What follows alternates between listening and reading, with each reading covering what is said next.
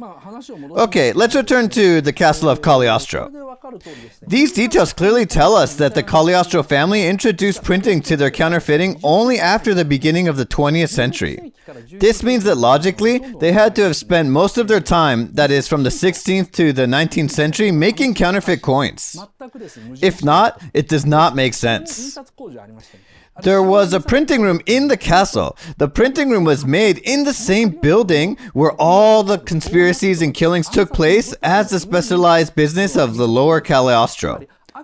This can only mean that the printing started in the castle of the Count Cagliostro. Where were the counterfeit coins made? You cannot get an answer from the movie, but I imagine that it should have been in the jurisdiction of the Upper Cagliostro, the Archdukes. It's more like my imagination, but it's the only logical explanation.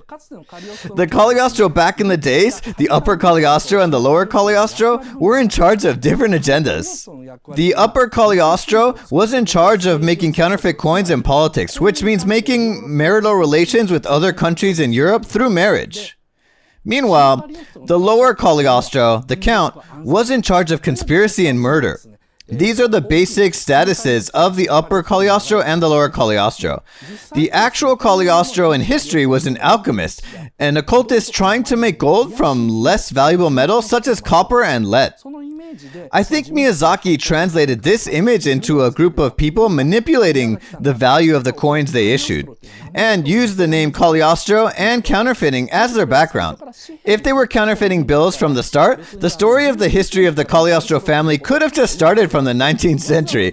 The year 1517 was designated, clearly indicating that they were in the coin counterfeiting business. However, the coins, the business of the Upper Cagliostro, became worthless. That's why the Lower Cagliostro also became in charge of the counterfeiting, ruining the power balance between the families. The power balance was maintained with the Upper Cagliostro making counterfeits and doing politics, and the Lower Cagliostro doing conspiracy and murder. This is what can be seen as a symbolic relationship between a pop star and the manager, which came to an end when the counterfeiting by the Upper Cagliostro became obsolete. So the Lower Cagliostro took over the counterfeiting and the power balance was ruined. The Count family making counterfeit bills, because the Archdukes no longer could, would think, why they have to be the lower one? Why do we have to be under the Archdukes? Such doubts and the anger of the Count Cagliostro are only natural. That's why the Count Cagliostro planned the assassination of the worthless upper family. The killing succeeded and he embarked on modernizing the Grand Duchy of Cagliostro. Supposedly, this should be the truth behind the killing of the Archdukes. It was a modernization movement.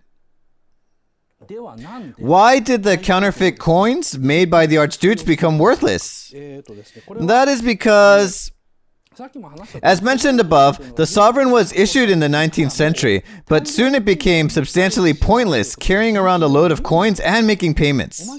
Furthermore, the international economy became unsustainable due to the system where only the countries with gold could issue their currencies. So the world had to transition from the convertible note that could be freely exchanged for gold or silver to an inconvertible note which cannot be exchanged for that. That's why the counterfeit coins produced by the Archdukes simply became obsolete. This should be the reason behind the Count family killing, wiping out the Archdukes. This raises a question. If he wiped them out, why couldn't he just leave it that way? The Count got rid of the Archdukes. Why do they have to reunite? Let's go back to the list.